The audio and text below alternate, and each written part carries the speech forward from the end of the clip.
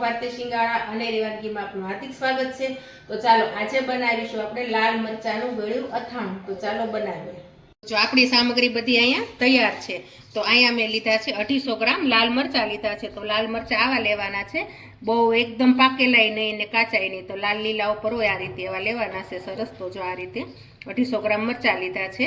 પછી અહીંયા મેં લીધી છે 2 ચમચી વરિયાળી લીધી છે લીલી, 1 ચમચી મેં હિંગ લીધી છે, 2 ચમચી મેં હળદર પાવડર લીધો છે, અને લાલ મરચું 1 ચમચી લીધું છે।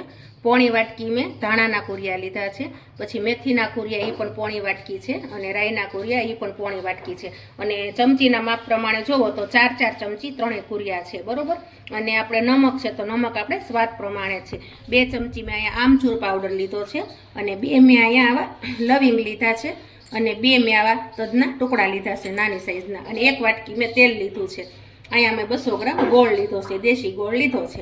તો હવે આપણે આ મરચાં છે તો એને આપણે એને કઈ રીતે કટકા કરવાના છે એ બતાવું છું। તો મરચાંને પહેલાં આપણે કટિંગ કરવાના છે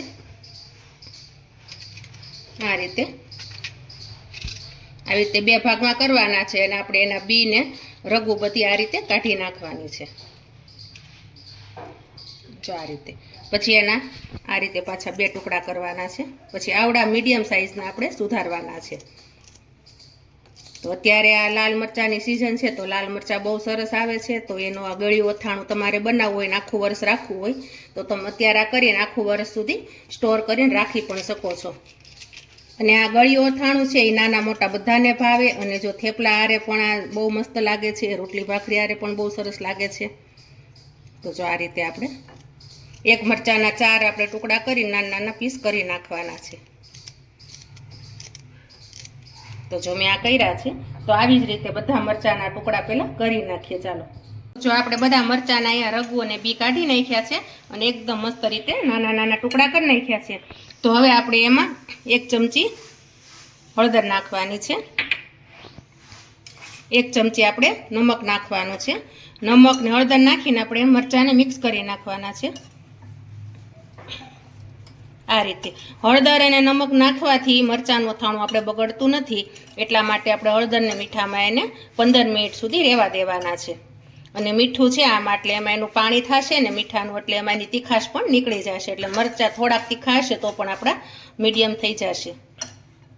તો જો આપણે હળદર મીઠામાં મિક્સ કરી દીધા છે મરચાં, તો આપણે આને 15 મિનિટ સુધી રહેવા દેવાના છે। તો મરચાં 15 મિનિટ રહે ત્યાં સુધીમાં આપણે આની શું સારી પ્રોસેસ કરવી છે હું તમને આગળ બતાવું। આપણે આ 5 વસ્તુ છે એને આપણે મિક્સરમાં અચકચરી કરવાની છે। તો આપણે એને મિક્સરમાં પહેલાં અચકચરી કરી નાખશું, અને આખો ને અડધો જ આટો ફેરવવાનો છે, કારણ કે સાવ એનો પાવડર નથી કરવાનો એટલા માટે। તો આપણે આ ગળ્યા અથાણાનો સંભાર તૈયાર કરીએ છીએ। તો આ તમે ઘરે આ રીતે સંભાર તૈયાર કરશો તો તમારું અથાણું બહુ મસ્ત થશે। હવે આપણે એને આખો અડધો આટો ફેરવવાનો છે। તો આપણે આ મસાલાને અડધો આખો આટો ફેરવવાનો હતો, તો એ આપણે થઈ ગયો છે સરસ મજાનો, અને આવો જ આપણે અચકચરો કરવાનો છે। તો આપણે એને એક બાઉલમાં કાઢી લેશું। અને આ મસાલો છે ને અત્યારની દીકરીઓને આ મસાલો બનાવતા ન આવડતો હોય, તો એ અત્યારની દીકરીઓ શું કરે છે કે બહારથી તૈયાર લાવે છે મસાલો। અથાણું બનાવવું હોય તો બહારથી તમે તૈયાર લાવો ને મસાલો, એ આવો ટેસ્ટ ન આવે ને ઘર જેવો ન બને। એટલે જો આ રીતે તમે ઘરે બનાવશો તો તમારું અથાણું બહુ મસ્ત બનશે। હવે આપણે વઘાર કરવાનો છે। તો આપણે અહીંયા મેં ખાલી પેન લીધું છે, હવે આપણે એને ગરમ કરવા મૂકી દઈશું આ રીતે। તો જો આપણું પેન પણ આ ગરમ થઈ ગયું છે, હવે આપણે એમાં તેલ એડ કરી દઈશું। તો આ જે તેલ લીધું તે આપણે હવે એડ કરી દઈએ, અને તેલ થોડુંક ગરમ થઈ જાય ત્યાં સુધીમાં આપણે અહીંયા મરચાંમાં જે હળદર મીઠું નાખીને આપણે રહેવા દીધા હતા, જો એનું પણ આમાં પાણી થઈ ગયું છે મીઠાનું ને એનું। તો હવે આપણે એને જાળી છે એમાં આપણે કાઢી લેવાના છે, એટલે પાણી હોય એ બધું નીતરી જશે આ રીતે। તો હવે આપણે આ મરચાંને 10 મિનિટ આમને નીતરવા દેવાના છે, એ નીતરે ત્યાં સુધીમાં આપણે મસાલો કરી નાખશું।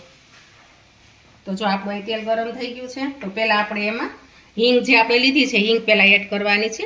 ફૂલ બહુ તેલ નથી ગરમ કરવાનું, કારણ કે હિંગ બળી જશે, એટલે જો આટલું જ તેલ ગરમ કરવાનું છે, નકર હિંગનો સ્વાદ ન આવે। જો હિંગ આપણી સરસ મજાની તળાઈ ગઈ છે। આપણે જે મસાલો કર્યો છે કુરિયાનો એ આપણે આમાં એડ કરવાનો છે। જો વઘાર તમે આ રીતે કરો તો તમારો વઘાર બહુ મસ્ત થાય અને દાજે પણ નહીં. આમાં ફૂલ આપણે કાંઈ પણ ગેસે નથી રાખવાનો અને આપણે એને તેલ પણ ફૂલ ગરમ નથી કરવાનું, મીડિયમ જ થવા દેવાનું છે. અને જો ગેસ પણ મીડિયમ આંચ ઉપર છે તો આપણે આ રીતે એને વઘારને ધીમે ધીમે હલાવવાનો છે, એટલે બધા કુરિયા એકદમ મસ્ત રીતે તળાઈ જશે. જો તમે કુરિયાનો આ વઘારામાં નાખ્યો છે તો સુગંધ પણ બહુ મસ્ત આવે છે અને આ રીતે તમે સંભાર ઘરે બનાવો ને એટલે તમારે બહુ મસ્ત અથાણું બને છે. લાલ મરચાંનું ગળ્યું અથાણું, પણ તમે કોઈને આ રીતે પીરસવું હોય તો કોકને એવું લાગે તો ગોળ કેરી બનાવી છે એવો બહુ મસ્ત આનો સ્વાદ આવે છે અને સુગંધ તો કેટલી મસ્ત આવે છે. આ કુરિયાનો વઘાર કરો ને ત્યાં તમને આખા ઘરમાં એટલી મસ્ત સુગંધ આવશે.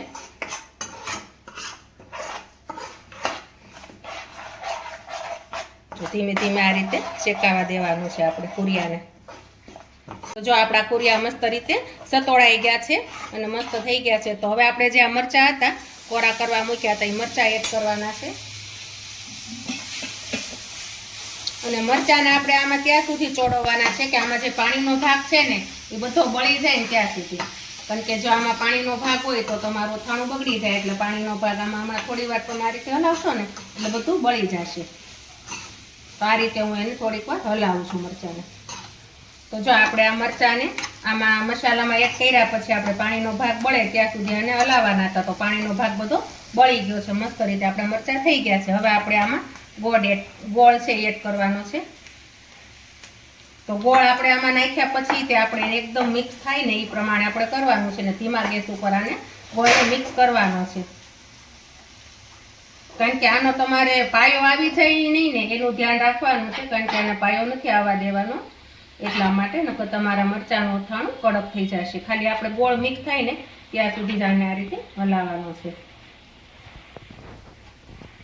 અને તમે છે ને આને ગેસ ધીમો રાખીને જ કરજો મિક્સ, કારણ કે નકર આમાં તરત જ ગોળ નાખ્યો છે એટલે એનો પાયો આવી જશે. જો આમાં ગોળ પણ મસ્ત રીતે મિક્સ થવા માંડ્યો છે અને જોવામાં જ તે અથાણું જોઈને જ તે બહુ મસ્ત લાગે છે કે આપણને જોઈને ખાવાનું મન થઈ જાય છે. લાલ મરચાંનું અથાણું, પણ તમે ખાશો ને તો તમને જરાય પણ તીખું નહીં લાગે, કારણ કે આમાંથી રવું ને બી તો બધા આપણે કાઢી નાખ્યા છે એટલા માટે. હવે આપણે જો ગોળ મિક્સ થઈ ગયો છે તો આપણે ચેક કરવું છે. તો કઈ રીતે કરવાનું છે? તો આપણે આ રીતે આંગળી વડે લઈને આપણે ચેક કરવાનું છે કે જો આપણે પાણી નથી આવી પણ ચીકાશ થઈ ગઈ છે. તો હવે આપણે આમાં ગોળ મિક્સ થઈ ગયો છે. તો આપણે આમાં હવે શું નાખવાનું છે હું તમને કહી દઉં. તો હવે આપણે આમાં હળદર મીઠું નાખ્યું છે એટલે આમાં થોડીક હળદર નાખવાની છે, કારણ કે આપણું અથાણું બગડે ને એટલા માટે. અને નમક પણ આપણે મરચાંમાં નાખ્યું હતું એટલે નમક પણ હવે થોડુંક જ નાખવાનું છે.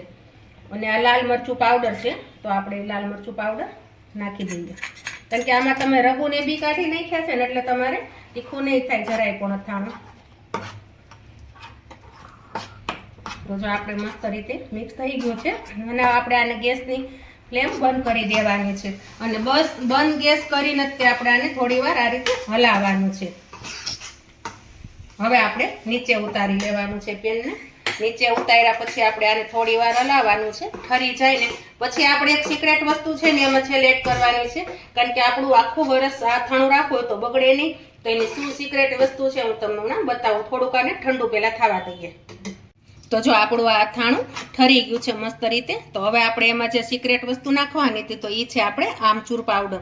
આમચૂર પાવડર નાખવાથી આપણું અથાણું બગડતું નથી, આખું વરસ સરસ રહે છે.